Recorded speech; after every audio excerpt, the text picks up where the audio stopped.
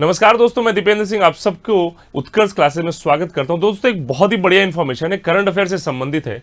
ये आखिर चांदीपुरा वायरस जो न्यूज में आ रहा है दोस्तों, इसका क्या मतलब है, इसके लक्षण क्या हैं, इससे बचाव के उपाय क्या हो सकते हैं और इसका मोर्टेलिटी रेट कितना है, डेथ रेशियो की बात करेंगे इसके।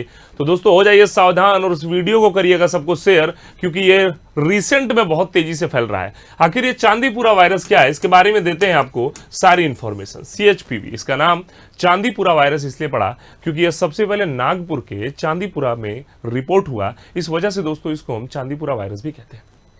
ये चांदीपुरा वायरस इस समय देखा जाए तो बहुत ही घातक होता जा रहा है।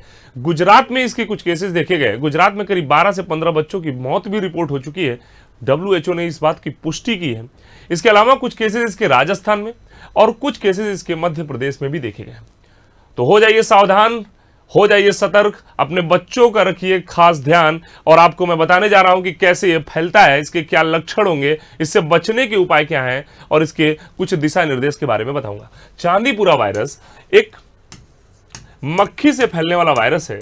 तो दोस्तों ये सैंड फ्लाई का नाम आपने सुना होगा, बालू मक्खी भी इसे कहा जाता है।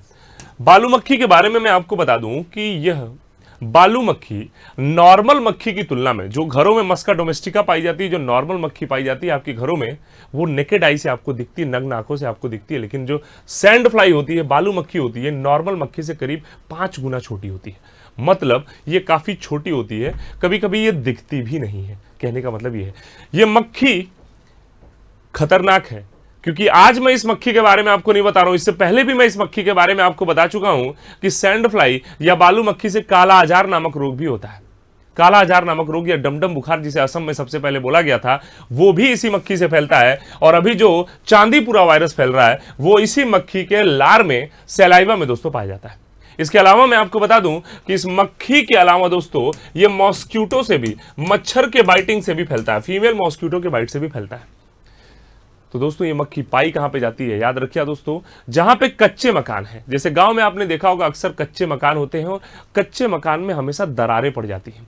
तो उन दरारों में ये मक्खियां पाई जाती हैं।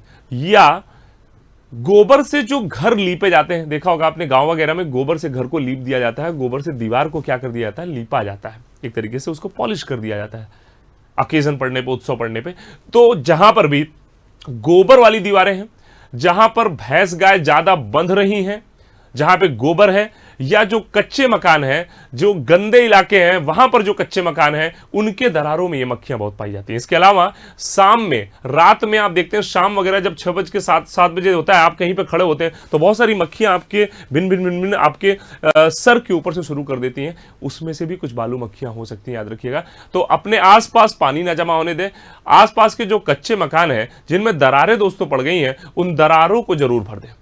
उन दरारों को भरने का काम गुजरात में बहुत तेजी से हो रहा है। तो सिर्फ गुजरात ही नहीं, ये रोग हर जगह फैल सकता है। सरकार को इससे निपटने की एक तरीके से दिशा निर्देशों को बताना चाहिए। बहुत सारे लोगों को अभी तक इस इंफेक्शन के बारे में पता नहीं। तो कहने का मतलब सीधा सा है कि मॉस्क्यूटो से भी फैलेगा, बालू मक्खी से भी फैलेगा। गोबर वाली दीवारों से दूर रहें, आसपास जमा ना होने दे। क्या आसपास आप अपने पानी ना जमा होने दें, क्योंकि मच्छर से भी आपको बचना है। पानी वानी को बदलते रहें, कूलर वगैरह यदि यूज कर रहे हैं तो पानी को बदलते रहें। बच्चों के लिए मॉस्क्यूटो नेट का प्रयोग करें। आप मच्छरदानी लगाइए, बच्चों के लिए सबसे बेस्ट है। इसके लिए क्या, मच्छरदानी लगाइए, मच्छरदानी में बच्चे को सुलाइए। इसके कुछ लक्षण आपको बता देता हूं।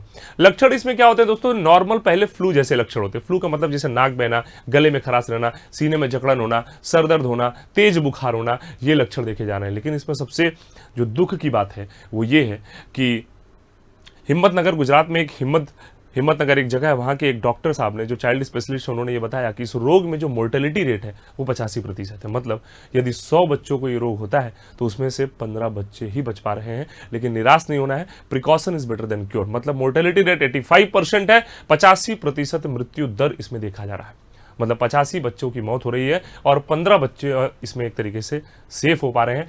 तो भैया मेरे कहने का मतलब ये कि वैक्सीन अभी ट्रायल बेसिस पे है, अभी इसकी वैक्सीन अवेलेबल नहीं है।